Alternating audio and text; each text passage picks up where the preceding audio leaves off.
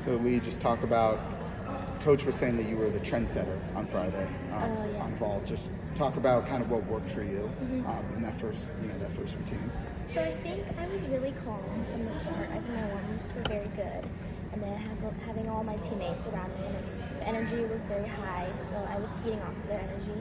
And so I felt very calm starting my vault, and I was pretty confident that I was going to be able to do a pretty good vault. And then after my vault was done, obviously I got a pretty good score, and I think that set the trend for everyone else and continuing the whole meet.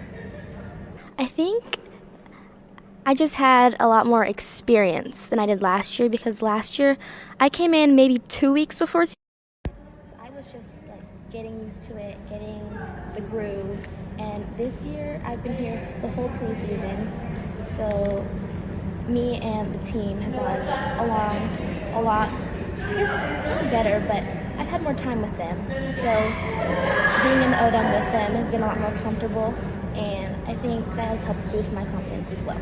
Was it kind of almost feeling of like intimidation last year, because you had super seniors on the team and you're only 16. How did you kind of go about that throughout last season?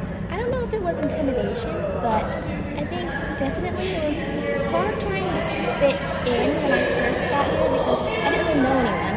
So I think not making friends, but kind of like building relationships with everyone on the team was a little hard to do as a 16-year-old. But now I'd say the relationship with everyone on the team is great, and I think we all have a very strong bond. So you say you got here like 2 weeks before last season. So was that kind of, what was the decision making there? Was it kind of, you were weighing options and you decided to come here? Just take us through that a little bit. Yeah, so it all started when, so obviously I skipped a grade, so I was already on track to be graduating early. I was originally supposed to graduate 2026. So then during high school, I was taking dual credit college classes, so that did help me graduate a bit earlier. So I was expected to graduate December of 2024 because I was taking those college classes. And I think October of that year, Adrian had called me and said if I graduated early and I wanted to come that December, they had a spot open for me. And I was kind of weighing my options. I was talking to my parents, and they were like, this is a great opportunity for you. You should just go and take it, because I guess I felt ready, and I wanted to take that opportunity, and I'm pretty grateful that it got me here today. Yeah. Was there an option too? Because like softball has had something like this, yeah. And she's redshirting this year. Was that something that was discussed? Maybe even you just redshirting, not just being with the team, or when you got here, you were like, I want to compete, even if it is such a short turnaround. So they never actually discussed that as an option. It was never like Adrian never really said anything about a redshirt. So I had the mindset of coming in and trying to compete at least one event that season. You obviously dove headfirst into competing into practices just 2 weeks ahead of season, but how is it also diving into those college classes? You did those dual enrollment, yeah. But it's obviously a little bit different here. So when I first got here, I was obviously taking college classes before I got here, and so my advisor Hannah, she only put me in online classes when I first got here, so it wasn't that big of a switch because I came from doing online in high school to doing online classes in college. So it wasn't really that big of a switch, as the platform we do our classes here was the same as the platform we did my college classes in high school. How was it for you getting to experience that full preseason with your teammates? Like you said, you got to build those bonds, being able to get that further practice in as well. I'd say it has helped tremendously with, me and our team, and I guess it's helped upped my confidence and just upped my relationship with the team, trust, our bond, and I'd say preseason was a great experience for me since I didn't have that last year. Jenny said that you're going through a bit of a growth spurt right now. Yeah. So how's that adjustment been for you? It's definitely been a little wild. Some days I'll have events or skills that will feel off, and I'll be like, well, it didn't feel like that 2 weeks ago.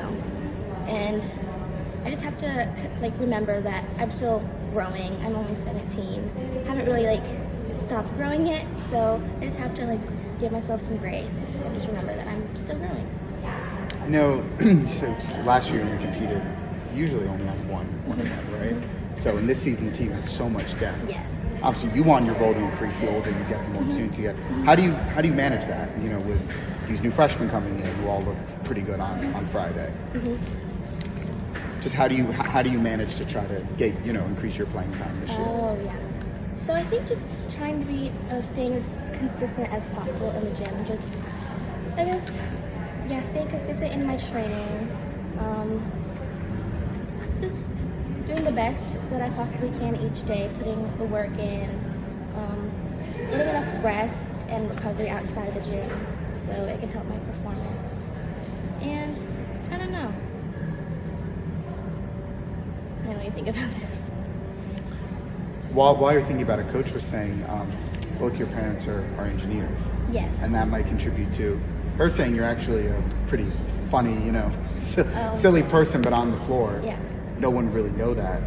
How much did their kind of presence and their attitude impact how you handle gymnastics? My parents? Yeah, and both being engineers. So I think maybe their mindset and them pushing me to be the best that I can be, as they've always pushed themselves to get where they have wanted to go, them pushing me to be the best that I can and helping me with every step of the way, guiding me. That has definitely helped my path in gymnastics. Are you an only child, or do you have siblings? I have a younger brother. He's 13, and he also does gymnastics.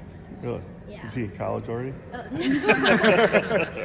I mean, when you think of a 16-year-old, most people my age are like, a 16-year-old, a college freshman. What was the biggest eye-opener for you? Doing everything myself, living alone. Yeah. I guess having to maneuver around campus alone without help. Yeah. You had your driver's license when you got here? No, I still don't have my driver's license. I have my permit. Yeah. You had a scooter. Yeah, Yeah, I have get your a scooter. Is it weird, if you want to try to go out at all, you can't? Well, You that's can't. why I have a bunch of friends that have cars that can take me anywhere I would like. I don't know your backstory too much and how you got into gymnastics. You've been an elite for a long time. I mean, how'd you start? So I started gymnastics when I was 18 months. My mom put me in, mommy and me classes, and I kind of just progressed from there. I was always, naturally able to do the skills, and so I progressed through the levels pretty fast, and I think I became a level 10 at 11, and then I went on to do junior and senior elite, and yeah. You probably had a lot of options for college. Yeah. What was it about Florida? How did that kind of connect to make you here? So the first thing was obviously the weather. The weather was a lot better than in Iowa. But then I was also considering academics, as I hoped to go to medical school, and I thought them having a great medical program as well as a hospital very close by campus would be, also a benefit to their gymnastics program, because the gymnastics program is also very good too.